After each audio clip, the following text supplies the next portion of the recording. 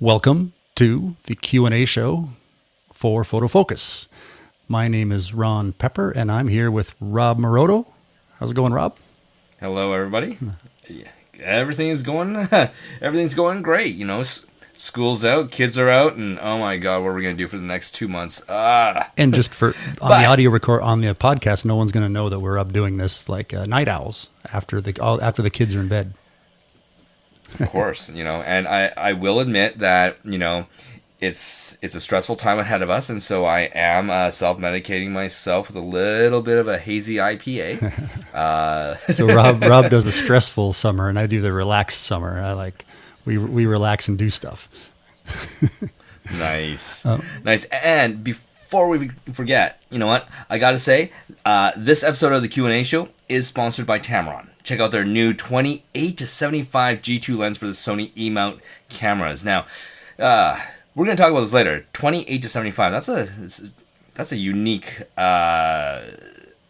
zoom level, focal length there. Yeah.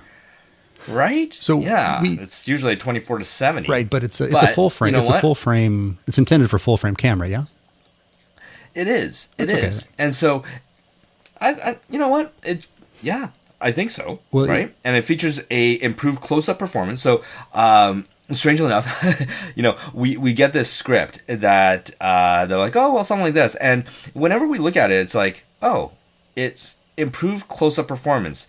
And I do a lot of macro stuff when I'm bored. Well, not bored, just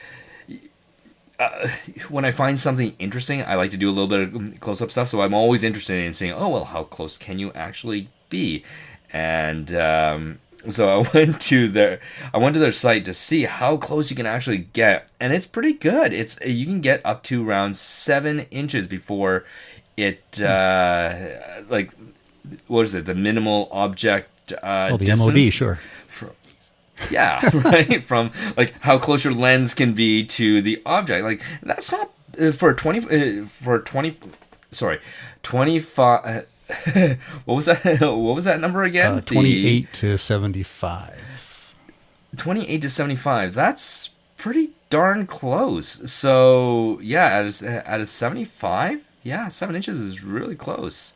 So yeah, interesting to see, and I'd be really interested to see how much you can tweak it with that lens utility that they've got. That sounds interesting. If I was a Sony guy, I'd be excited. I've used Tamron before, and I've been very happy with it. And maybe they'll give us a loaner of I would love to get a loaned macro lens, because I don't have a true macro lens right now, which I really should. Yeah. No, I've got one macro lens, which it's cool. It's got a lens hood on it that the MOD on that lens is the length of that hood. So you can put your hood onto whatever your object is, and that's as close as you can get. I'm going to suggest that some smart people make a hood that has lights in it, so you can do what you said, put it right up to it. Right? Just like a rim light, that just like one of those, podcaster lights, right? Just really small. Maybe that's a horrible idea, but maybe not. Let's who knows? But yes, this is sponsored by Tamron. Thank you, Tamron, as always. We love you, and love your products as well. Let me really quickly, we're going to talk more about things that have to do with HDR later because of the questions we have, but also sponsoring is Photomatix for high dynamic range photography. And since we have a couple of questions that fall into perfect HDR situations, I will mention more about it later as we go. So let's start off with our first question, which is going to be, all right, remember, a lot of the reasons that Rob and I do this and other people come on is just personal. It's for fun. We want to do things that are fun for us. So I've been asking for audio questions whenever possible. We don't get too many by audio. We get questions that are written in, but we got an audio one here that, as I play it, don't think you're listening to the wrong show. I'll explain. Hola, tengo una Nikon D80 y quiero consejos de cómo hacer que mis fotos de paisajes se vean mejor y qué tan grandes las puedo imprimir. Rob, do you want to start? No. So, in case if that came through okay, right? That did come through okay. So, I just can't understand it, unfortunately. So I can do French or English or Japanese, and that's about well, it. When we get a Japanese one, we're going to throw it on there. Anyway, so it's a great question for a Q&A show. It's very simple and basic kind of that a lot of people want to know. So I thought let's just start out with that. That comes from Raquel in somewhere in South America, apparently. She didn't want to tell us any more. But basically, she's asking, she has a Nikon D80, which is a bit of an older camera, but okay. It's good. And she's asking, what tips do we have to improve landscapes? And then she also asked, how big can I print them? So I just for fun, because I'm kind of into Spanish and I'm kind of I'm intermediate level, and it came in so clear and clean, better than the English questions we get. So anyway, Raquel, I'll tell you what, we're going to be talking about some different things that'll fit right into what you're asking. But let me just start out with saying that Nikon D80, I actually had a D70. Was my first digital SLR was a D70, the predecessor right before the D80. So I think I know about that one. So it's not new. I think it's not a new camera, but if she's worried about it being an older camera, I wouldn't. It's unless you're a super pro and you have a specific reason for a specific camera, but it's going to do a good job. Now, back then, I had to look it up. It's a 10 megapixel only. Yeah, 10.2. It's got 3,872 by 2,592 pixels size, which is, it's not big. Let's face it. Some of our like the new iPhone is a 12 megapixel camera, right? So well, that's the thing. Smaller. That's the thing about these cameras, though. That's a crop sensor camera. It's not a full frame, but it's not as small as an iPhone sensor. So it is it's on the bigger end of the spectrum of sensors. It's not a small one it's not a Micro Four Thirds. It's not a small sensor from a phone. It's a good sensor, but it is kind of older tech. It's the CCD sensor, which I remember when I started using the newer ones, the CMOS sensors. I remember noticing a very noticeable difference. I almost switched to Canon because they had CMOS first. And okay, so basically, solid camera. Just be careful not to use it in real low light, maybe, but you're going to be fine with it, and it'll print, I'm sure, as big as you want, unless you're trying to print huge. You can make posters and stuff. You're not going to be able to have super close viewing distance, but who does? A poster or something's not for that. But I think for all the normal use, you'll be able to print your 8x10s and bigger. So, no, honestly, so one of the things that I used to do when I was doing some landscapes, I wanted a bigger picture. I started doing this with a what's it called? A tilt shift lens. And with the tilt shift lens, you could shift the lens into various areas. And so I would shift it into the top left, top right, bottom left, and stitch them, bottom right, and then stitch them to make a bigger image. Now, that's one way of doing it, but you can also, as you know, Ron, you can take a camera with a 10 megapixel sensor, put a longer lens on it, and stitch and using the techniques that you use to make a 360, and stitch a much larger image. And so, depending on the amount of time you have and your patience level, you could stitch a very large image and then make as big of a image as you want. The big thing with posters that I found, like I do a bit of art stuff, and whenever I print anything, I like to go no less than around 200 DPI. Right. So if I'm doing 200 DPI, then it just becomes a calculation, mathematical calculation, right? You look at the number of pixels that you need going left to right, top to bottom, and then you do your math. Once you do that, then you know how many images you will have to stitch. You know how many images you will have to you'll know how many images you'll need to stitch. Well, I think you're really getting in the weeds with the technical stuff, but because the idea would be right if you really wanted to make cover an entire huge wall in your house or something with some art, and yeah, you could stand back, and this gets into her question. She mentioned landscape, so like if it's a big landscape, you can overlap the images, just turning the camera a bit, try to overlap them by like 25-30% of the images overlap. And for those that are really technical, you get into all this, like for me, the 360 person, you work really hard to get the camera in the perfect position for rotating. But if your mountains and the landscape has a far away MOD, the distance from the things are farther away, that doesn't matter. So you just shoot away and get a bunch of cover, and you can just stitch that right in Lightroom pretty automatically at this point. So that's a good point. Yeah. But again, I just wouldn't worry about the resolution because we have some other questions that come up that we can touch on this. In fact, let's do that because these. Oh, actually, you know what? One last afterthought that just came to mind. I remember from when I was a marketing manager.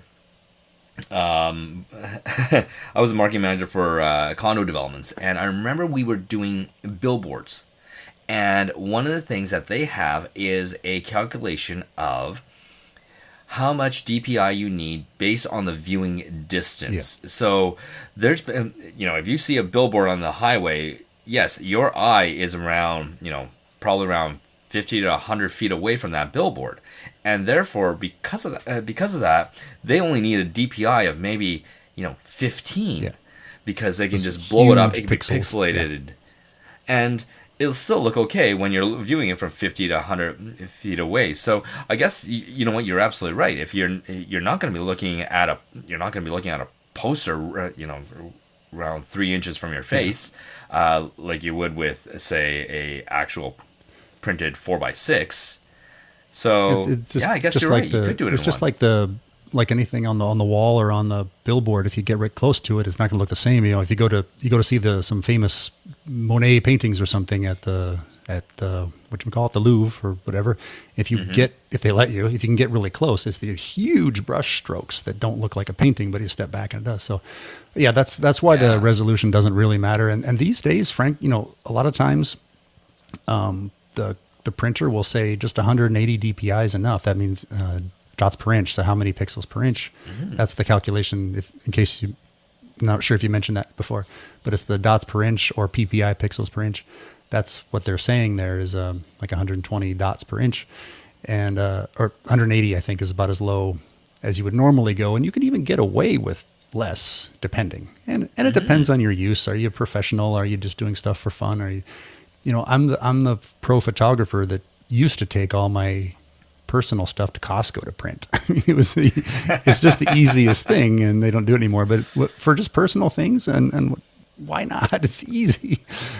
Right. In fact, that rolls into Elaine from Black Forest, Colorado Springs. So that must be like some twin cities there in Colorado. Sent us a question with many questions in the question. So, and the reason I'm just kind of moving on quickly is that a lot of these apply, like the stuff we were talking about kind of applies. Like she already mentioned what about size. In fact, I'll just read what she said. How do you prepare a raw photo for printing? I mean, that's a big question, isn't it? For example, how do you choose the best? So, okay. How do you choose the best? I wonder if that's like, how do you do your culling, culling, like getting rid of the bad stuff.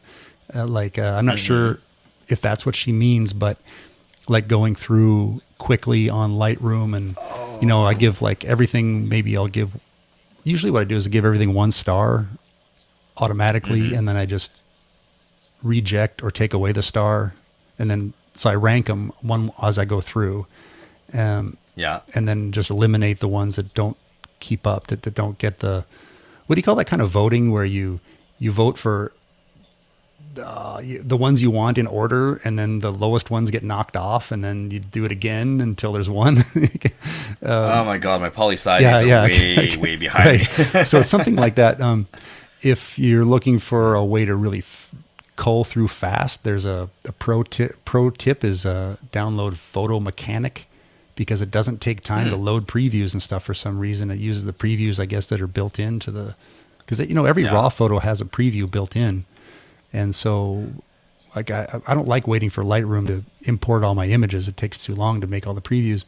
Mm-hmm. So pros will use Photomatix to zoom through and just get rid of, you're out of focus, at least the bad ones. So yeah. Well, the other program that we should probably plug here is Mylio, right? Oh yeah, we talked about it on the last show, but I haven't got a chance to try it yet. It's on my list. Yeah, no, Mylio sounds like that would be perfect, right? Because you can put all your RAWs on it, and then while you're out anywhere and you're bored, and instead of listening to politicians on Twitter, you can go onto Mylio and say, "Oh, I like this one. I like this one. I like this. I hate this one," and start culling it on that side. Yep. So that might be a good way too. Yeah. But so I do have one more tip on that subject though, and that is, I get this with my real estate photographer guys, where they say, well, which of these two pictures is better? And which should I send to my client?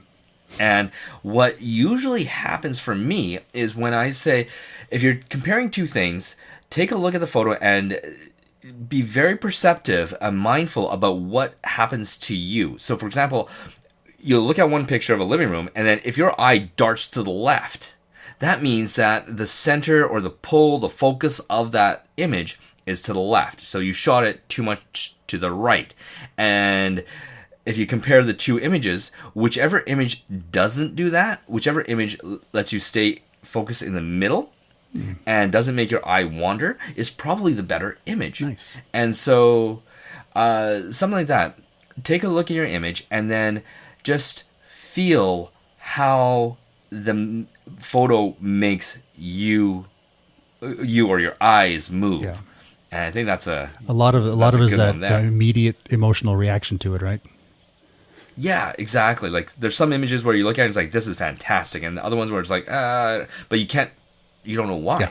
And that's why I'm like, be mindful, like this whole mindfulness thing, right? Like understand how you're feeling, try and dissect it, try and describe it. Yeah, it's a good exercise to go back either through your own photos or other photos and try to think about what makes it attractive, what part of the design principle, what part of, is it fitting in with our human need with the golden ratio? what is it that really makes it work, and try to dissect those. Hey, even though we're doing this late at night, it's not late at night everywhere, but we got a comment. Isan, I don't know. First, make sure it's sharp. So when you're culling, make sure it's sharp. That's one of the first things to do, is get rid of the blurry stuff. Then check exposure, unless it's part of the bracket. Yeah, I mean so he's got a process. He has a process that goes in order, and I agree. Is getting out those out of focus ones. The first thing is what I do, because in fact it depends what I'm doing. Like a lot of the kind of work that Rob and I do, you and I do. There's not a lot of out of focus, I don't think, because it's pretty static. But if I go shoot like sports or something, then yeah, I get a lot out of focus stuff. I was just doing an event and the same thing. It's like I've got my camera set to eye focus, but the problem is that sometimes it catches the wrong eye, and it's like well, it's down to one eye or the other. Yeah. Wow. So okay, no, if you're shooting at an f1.2, having the person turn slightly sideways and they catching the wrong eye will make the photo not work. Huh. Yeah, but I mean that's a very narrow or shallow depth of field right there. That's like, oh, it is, and it's just it's so painful when you get that perfect shot, but it's focused on the wrong eye. Oh well, here's your solution on the screen. Z9 will fix that. Says. Oh yeah, of course. Thanks. I'll just run out and get one. Yeah, and an A7 IV would fix that too. He probably knows about that email we were talking about before. Yeah. Well, no, exactly. That's some of these things. Okay, just kind of back to the questions rather than waxing on. When Elaine says, "How do you prepare a raw photo for printing?" It's one of those things where we could talk all day. But what I wanted to mention is that the raw photo is just what your camera takes in, and it's raw data. So there's all manner of ways of creating a photo out of it, and that just that just depends on what are you shooting and what some of the basics though is I think in terms now of like Adobe Camera Raw, because I use Lightroom for the most part, but any editing software will have these things where my basic things is I go in and I adjust for the blacks and the whites, so you have that nice pop on both ends. And then from there, it really depends, man. There's so many things. And we did get asked for tips about landscapes. So we can wrap that in and say, like a few of us, I think we mentioned, a few of us even mentioned about the focus first, and make sure that you get the part that you want in focus, either all of it or the intended part in focus is indeed tack sharp. That's one of the things for sure. Then dynamic range is another one, which lets me bring up what I mentioned earlier about if you don't have the dynamic range, Rob and I here, and apparently Isan, who's been in, are all thinking in terms of bracketing, and that many times will solve landscape problems with the dynamic range, where if you're shooting a sunset and that's bright still and the foreground is dark, and you might want that silhouette, you might want to capture brackets, which let you take images at different speeds so that nothing is either too bright or too dark. And that's where the Photomatix comes in and helps you put it together.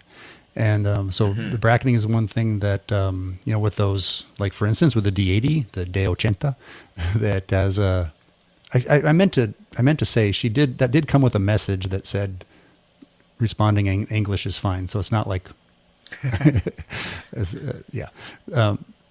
but Raquel, if you have follow-up questions, let me know. And I can read and write pretty well in Spanish, better than talk. What I was going to say is that I can drink in Spanish, but that's about it. so that bracketing does solve where, like, some of those older cameras or smaller sensor cameras have less dynamic range. So that's a way of getting around that, where the newer cameras are always getting better and better dynamic range. So for instance, my camera has to be a pretty extreme situation, like an interior, before I need bracketing. So that's one of those tools. But bracketing and HDR is a tool only, in my opinion. It's only for when it's needed. You shouldn't try to use it all the time. Yeah. Now, getting back to that raw question, though, I've got, it's interesting. It makes me think of some of the discussions that are going on with a lot of Fujifilm shooters, because one of the problems with, say, Lightroom is that it doesn't actually process Fuji RAW photos very well, and they're not sharp. And so if you take a Fujifilm RAW file and, say, put it through Capture One, it's, oh my god, so much better. And it is a lot sharper, and it's truer form to what the... You know how you can shoot RAW plus JPEG, right, on most cameras? And the nice thing about RAW plus JPEG is, think about it this way, the manufacturer has chosen the best way to process their RAW files into a JPEG. Mm-hmm. And so when you do that, you can see exactly how the manufacturer wanted that RAW to be processed. It might not be how you wanted it in terms of colors or in depth, stuff like that, but in terms of sharpness, that is probably going to be the best sharp image that you're going to get, which is straight out of how the manufacturer wanted it. And so you like going into actually, this reminds me of a photographer that I met, Christian what's his name? Christian Bogner from Canmore, Alberta. And he has this way of shooting where he shoots pretty much JPEG in his Nikon all the time, but he's got different settings for how he wants his JPEG to look on his camera. So he's got it so that everything is being processed on his camera, and he also has how do I put it?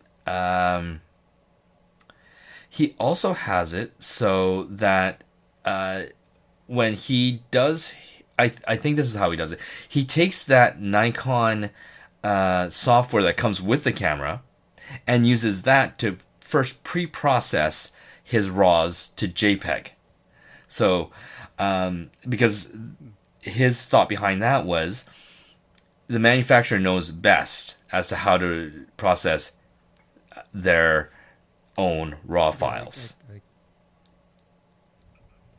Do I have audio? You do have audio. Okay. You do. You just went a little quiet on me, and I feel like I'm over talking now. I think I have. I apologize for that. Crackly noise going on. You did, and you just dropped around 10 decibels in volume. So hopefully we can. Yeah. How about now? Oh, wait a sec. Same? Ison says that it is me that is crackling. Okay. Thank goodness. No, it's not you, it's me. Do you hear me? It's always me. Okay. I sound okay, Ison? As far as the volume goes? See, darn it, now I have to edit this. Yes, you do. You do. This is the lovely thing about having a live stream and then having people watching us and to be able to, guide us. And no, yeah, we were having issues before because I had my VPN on, and well, that didn't work. Turn that off. Timestamp 2809 to come back and fix it, but I don't know if I can get the crackling out. All right. Well. Anyways. Yeah. So while you were talking, I was taking a chance to see if I was crackling, but.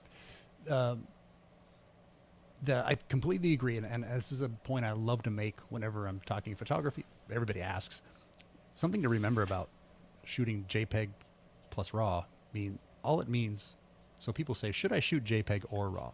Well, every camera shoots RAW. It's just the sensor takes in the RAW data. So if you're shooting JPEG, all it's doing is immediately converting it to JPEG and discarding the RAW. That's what's happening. So if you shoot JPEG and RAW, it just doesn't discard the RAW. And I love doing that because if I can use the JPEGs, great. If I made a mistake or I just need to pull something else out that the RAW helps me with, then I use it. So I do like doing that, and that applies for like real estate, where if I can get away with using JPEGs, I will. And I couldn't agree more that the manufacturers probably have the best way of converting their RAWs. And I learned from working closely with software people that camera manufacturers don't give out the information about converting the RAW. It has to be all reverse engineered, and I was just shocked about that, because I do know that when I've used Canon DPP, what does that stand for? Digital Photography Professional. That's their software that comes with the camera. Yeah. And I've used it on some projects where I was working with somebody else. We had Canon cameras, and oh my God, batch converting and doing simple comes out beautiful, and I do like it better than Adobe. Capture One, you were mentioning that, right? I was a little distracted. I'm sorry. You use the Capture One, and I assume you're using the Fuji specific Capture One. I am. Well, no, I got the full suite just because for my company, I wanted to test whether or not it had better output for the Canon lineup, the Nikon lineup, the Sony, and the Fuji, all of it, so that we always want to be able to create the best quality. So testing new software is, part of my job. Yeah. It was funny, since we started doing podcasts, I realized, I was doing it years ago, and I was always so very well informed about all the cameras and all the gear, all the software, because I was doing so much teaching and working with other people, and I would do projects where we would use someone else's gear. And I always knew, like, I was thinking to myself earlier when you told me that you said that the D80 you said exactly the number of width and height of pixels. 10 years ago, or a few more, I guess, before 2010 or whatever, I could have told you that from memory. And and I can't now at all. Couldn't even remember. I had to look it up. But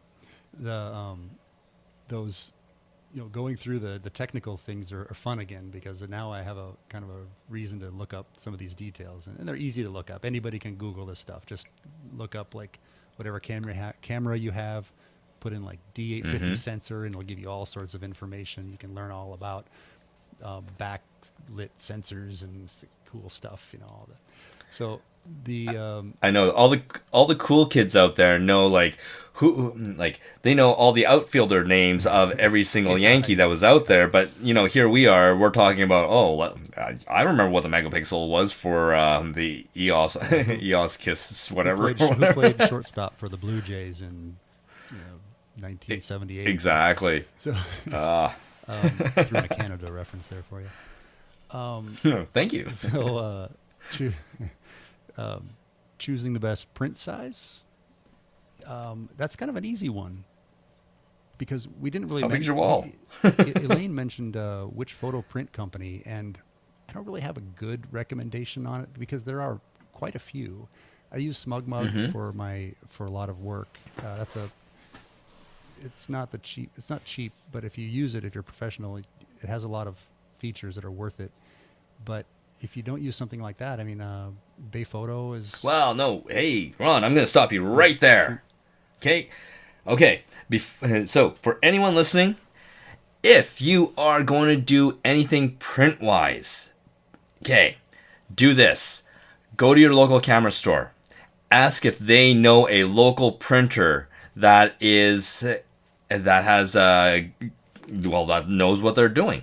Why? Because there's so many guys out there that buy these really expensive printers, and they actually need to be printing stuff every day so that those print heads don't get, it's a pretty much a big ass inkjet printer with hundreds of heads on it that could get easily clogged. So they need to keep on printing. And so by using your local printers, well, hey, you're supporting local, right? And you're supporting other artists. And that's going to go a whole lot farther than saying using... Do you guys have Vistaprint down there? Yeah, I think it's a worldwide thing, isn't it? Right? Okay, so instead of using your Vistaprints or your SmugMugs or anyone else, go point. Local first. Hey, I'm with you. I'm with you, Isan. Keep letting us know about the volume. I'm with you. If you got local, by all means. I used to use Costco. No, I'm kidding. I mean, frankly, I don't print very often.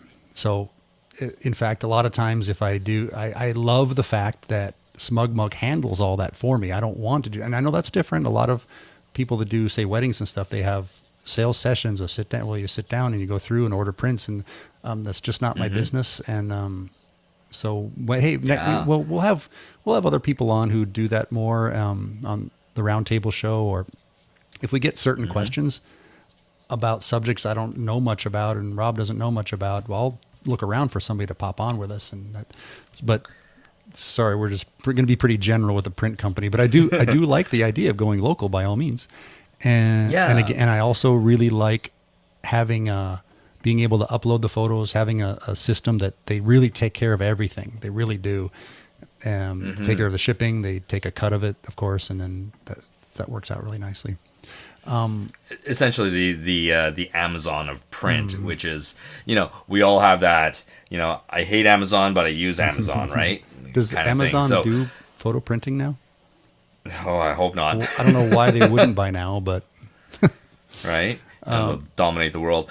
Yeah. But it's interesting because, I do have friends who used to be photographers who have now gone into doing specialty things. Like, there's a lot of photographers that have gone into teaching, and then there's a lot of photographers that have gone into doing fine art prints, doing classes, events, excursions and stuff. And one of the photographers that I used to listen to and enjoy shooting with was Royce Howland, and he's got a beautiful print studio in Calgary, and his prints are fantastic. So you'll always find somebody that's doing print. Well, I can give one of my usual I don't know, was it a disclaimer or what, is that every photographer is different and good at things and bad at things. And hey, people that are artists that create great art, they want to print their own because they want to get it right. And I'm all for it. It's just not me. I wish it were, I wish I were better at that, but that's, we all have our areas, right? And, so yeah, I just, you ask 10 photographers, you get 10 answers, and it's one of those things. Oh, exactly. Like even in, my other buddy, Rob Ryan of Render DC, he's out in Saskatoon, and he's doing a whole bunch of print stuff there. And he actually used to do all my art prints, and it was awesome because he would print on canvas or on aluminum, which looked great, and then he would do an acrylic coat on them, those things are just it's beautiful when it works. But there is an art to printing, and your local camera guys will know who the best of the best are for sure. I'm sure there were people yelling at whatever their device is hearing this when I just make it sound like it's not a big deal, because it is. It's, again, just I wish. If it's art, for sure, right? Mm-hmm. And then even the you were talking about weddings. I know wedding photographers who have connections with artisan bookmakers, and so they'll have there's an old person there folding pages, steaming them, and using a sewing machine, and actually binding books with photos. Oh, I think it's fantastic. I know I've heard so much local talent. I've heard some wedding photographers rail on what they call, I want to say, like shoot and burn or something, back when you would burn a CD, and it's not that anymore, but they had this term like that, something and burn, which meant just giving them the digital copies, and they were saying that's the most horrible idea, and lots of negative attitude about it, as if that's not a good option. Because they'll go get printed at Walmart, and all of a sudden they get crappy photos, and they'll say, well, this doesn't look good, and it's because they haven't calibrated their printers. I guess not every wedding that you photograph is a wedding of a photographer, but the one time I did that, I wanted the digital, but that was different. Yeah. I also said, hey, you didn't click the chromatic aberration checkbox for this photo. They were good. They were really good, but it was just a couple of them that you probably don't want to be the photographer for a photographer all the time. No, definitely not. What else? What else do we have from Elaine? We hit a bunch of things, and as you can tell, Elaine, man, these are all, what I consider to be, when people say that's a good question. Like a lot of people, when they're being interviewed or they're like a important person of some sort, they're stalling when they say that. That's not a good question. They're stalling. But a good question means there's a million answers. There are a million answers, or it's not a simple answer, or it's an it depends answer. Because everything in photography falls into that. Like you can do so many things, and no one should tell you what not to do. Okay, outside of a few things, I guess, but point the camera the right way, right? Point it at yourself. Take the lens cap off. I have all these nose smudges on my camera lens. I don't know why. She asked use color enhance or not. I'm not sure. That could be. It's one of those things. It depends, and sometimes. I can't. I'm getting a sense that she's not like a high, pro level here. So, a lot of times in your software, even if it's on a device like on iPhones and stuff, they have an auto enhance that usually is really good. I mean, it's auto, but it's good. And if one of the things about the questions of it depend that it. Sorry, I'm getting stuck with myself. I'm doing a Jeff Goldblum thing where he gets all confused. If you have a specific deliberate reason to go in and edit, then do that.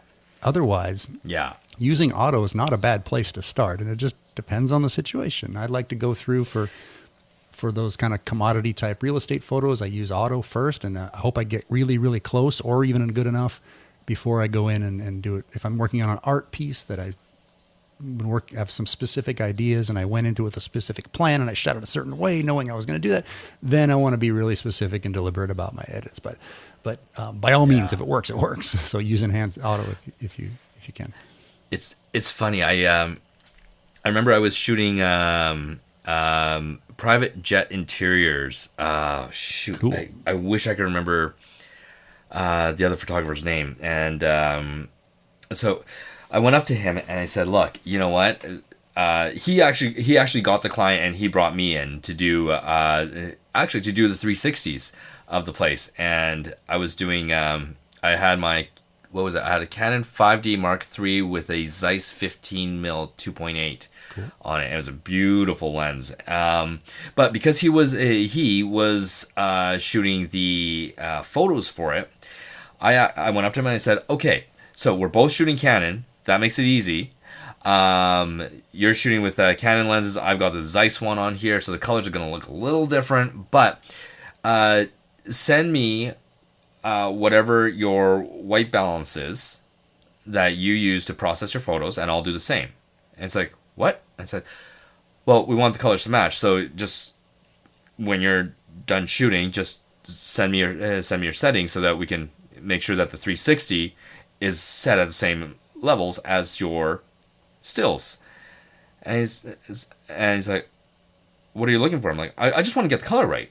And his response was, oh, we are just going to make it look moody. And I thought, what? He's like, make it look moody. And I thought, holy shit, this guy's not, we're not, like, I'm going on a completely, like, scientific or, you know, like, mathematical kind of calculation, just going from a pure numbers side, but he was going from a more of an emotional side. Like, what does this make you, how does it make you feel? And color does that. It makes you feel things. If it's, you know, cooler or warmer or anything, it evokes emotion. So whenever I hear anybody say, well, what do you think about the color? It's like, my initial reaction is to say, it looks too green, right? But then I have to stop and I say, no, I have to talk about, like, how does it make me feel? And it's, as soon as I started talking about color that way, it was really interesting. Like, for example, I did this with some art images where I said, if you make, I saw an image and it was fairly desaturated, and I said, well, what do you think? And I said, you know what? It makes me feel nostalgic. It makes me feel like I'm looking at something from the past that's old, and it's bringing back memories of when I was a kid, because it had that faded photo kind of look. Mm-hmm. And so it brought back, it made me feel like it was from the past, and made me feel like I was trying to grasp onto something that was nostalgic. It's a neat thing. But then if you see something that's really bright, it feels like it's right there, right in front of you, or maybe it's like almost futuristic, right?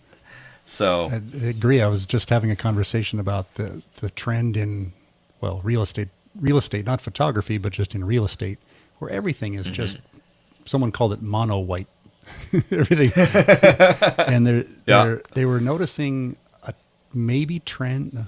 Who was this? I think I was reading it. Maybe it was on a Facebook group or something, that they're starting to notice more color and depth and interesting interiors compared to before. And that would be great from our point of view, right, Rob? Like, there's just all this white that's just too much.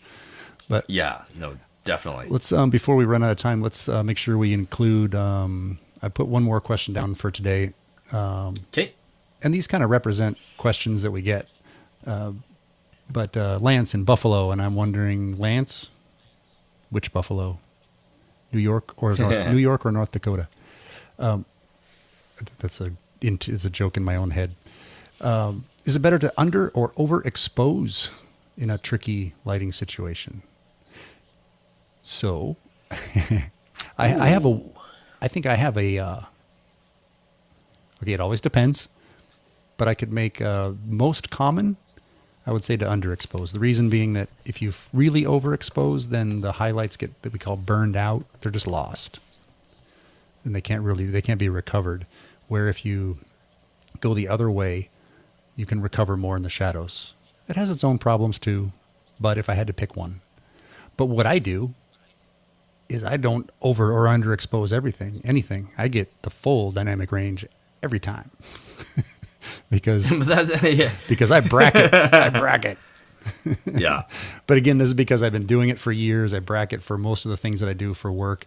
So at this point, I almost always bracket, even if I'm traveling or something, because why not? It's just bang, bang, bang, bang, bang, and then I can do different things with it. But if it's a tricky situation, I recommend that. Set the auto bracketing and capture more bright and more dark areas. But if I had to pick one, which is better, I'd say underexpose a little bit. Other people disagree. Okay, I am going to disagree. Good.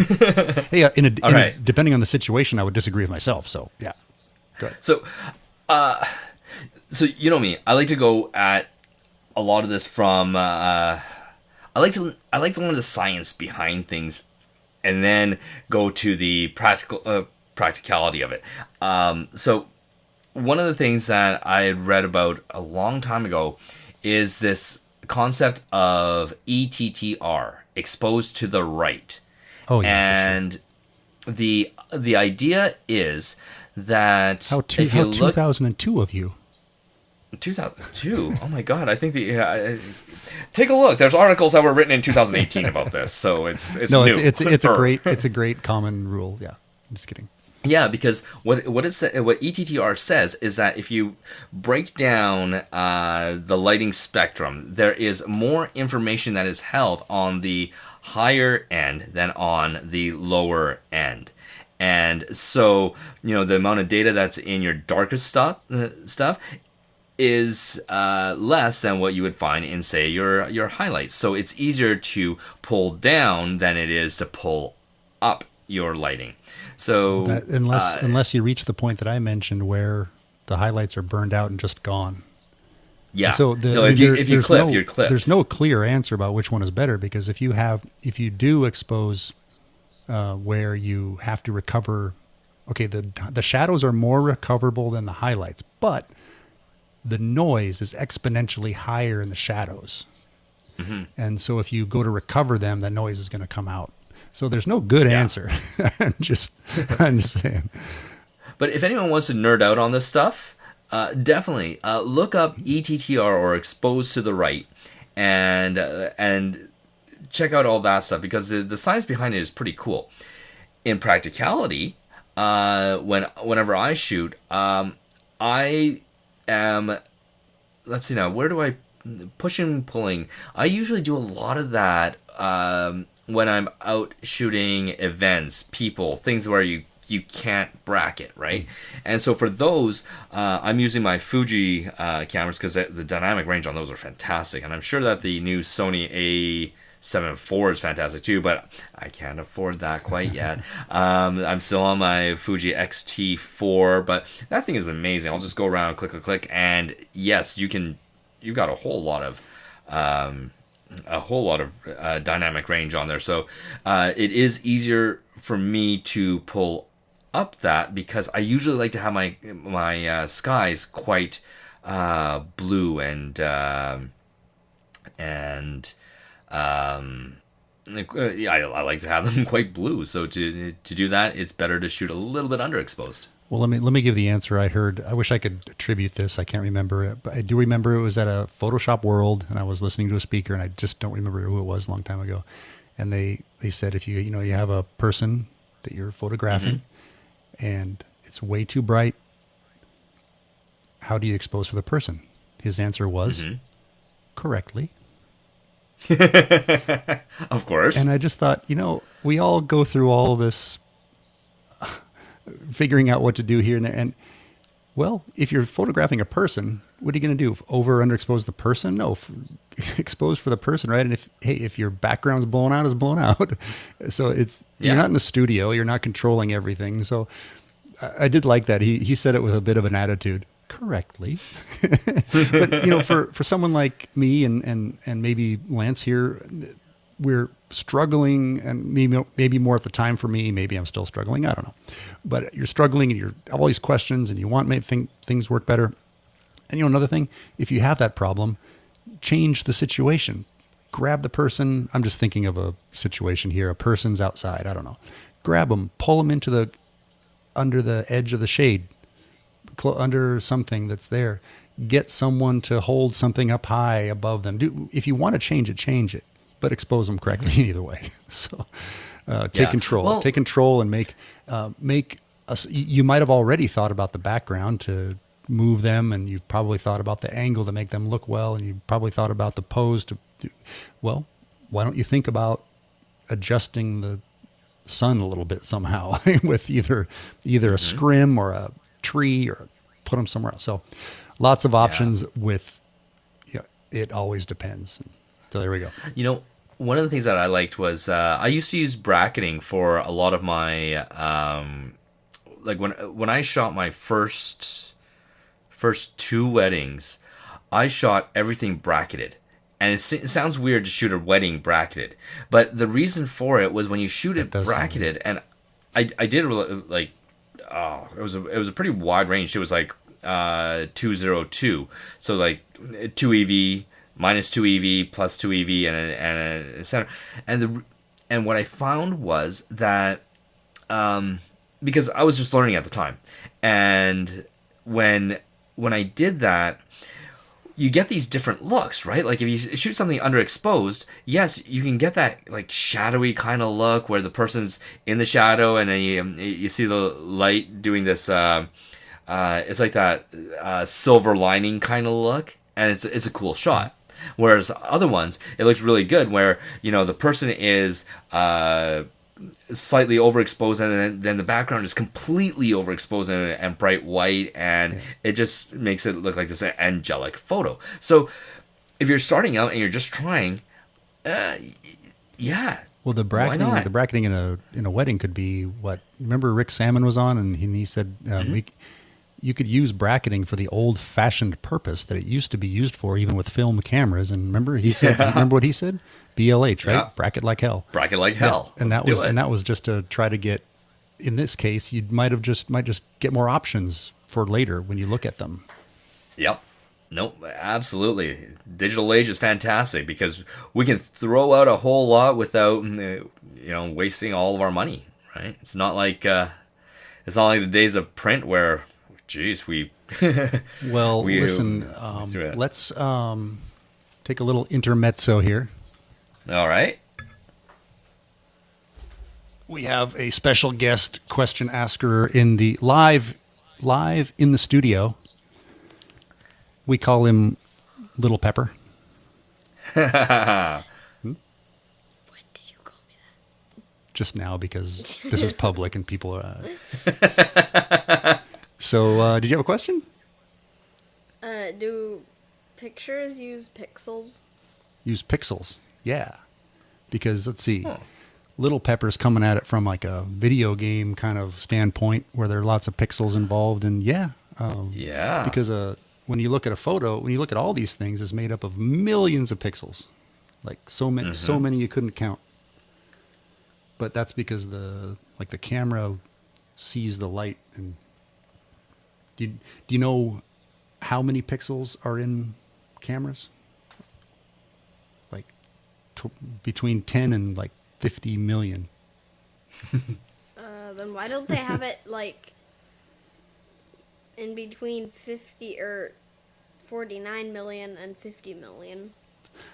I don't know, because they're smart and it seems to work the best. Like mine has like 45.8 or something like that, I think. I'm not sure exactly why, but you know what colors pixels are made up of? Didn't you just say it? Colors? No, but which colors each pixel has? Different, I guess. Just 3. Red, green, blue. Mm-hmm. And everything gets created from red, green, blue. Yeah, white does. At least white does. That'd be just nothing. You can find it on projectors. Sometime, see, he's gonna get subjected to things like additive and subtractive color and color theory, and he's already got a great eye for color and understands complementary colors and some design principles. And it's funny when we're you probably saw this when you're in school. They teach you that the primary colors are red, blue, and yellow. And now your dad's telling you Canada. And your dad's telling you now that it's red, blue, and green. So what happened with that? What did happen with that? Do you know? That's a good question. I really don't know. I don't know why they made. This is one of those things where, well, first of all, we're running long, so we should end. But this is one of those things where I think I know, but I don't feel confident enough to put it out there, and I could be wrong. Plus, I'm just not that good at explaining it since I don't know. But I'm gonna look. I'll check it out because I'm remembering things too, and like I was saying before, like some years when I was doing a lot more technical side of all this. I think I would have been able to belt it out, but I just kind of got in my groove and been doing more of the same things. So I'm glad to be back getting these questions and talking about it because I love learning by discussing. That's one of my things that ways I learn the best. Do you have any other things you wanted to add before your special appearance is gone? Since you're up late. Do pixels have pixels inside them? Do pixels have pixels inside them? I'm going to go with no. Huh. Like they're all made up of those colors, and some of them have like a depth. Like there's some sensors can have one like 8-bit, 10-bit. Well, there's some of those sensors that were experimenting with the pixels being under other pixels, so they get more colors at them. But that's over my head. Are you also 8-bit? I think I'm 32-bit. I'm HDR all the way. Okay. 8-bit Minecraft versus, but most photos you see I thought are Minecraft 8-bit. was 16 by 16. I think it started out 8-bit, but you're talking about how many dots in the blocks. No. But oh wait, no, 16 is like one of those texture packs that blows up your PC immediately. They made more, yeah. It's a different kind of 8 and 16-bit since we're talking about photos, but yeah. All right, dude. That kind of technicality is. Let's all, since we're all here, let's end this on a good note. Let's see. So, those those that asked questions. If you have any follow-ups, let us know at questions@photofocus.com, or you can even go to photofocus.com/questions. Just remember those two things. All right. Perfect. So let's wrap up here. And first, our special guest. Thank you, Little Pepper, for coming. Have a good night. Bye, Little Pepper. And all right. Well, that was a little all over the place. All right. Thanks for the couple people who watched us live in the middle of the night. That was cool. And shout out, Devin. I see you were watching over there in France. Thanks, Eason, for commenting.